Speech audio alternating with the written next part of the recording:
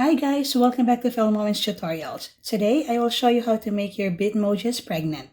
But before that, if you're new to this channel, please subscribe and hit the bell button to be updated with our latest upload. So to start with, let's open our Bitmoji app. Now, in order to make your Bitmoji pregnant, your Bitmoji gender must be female.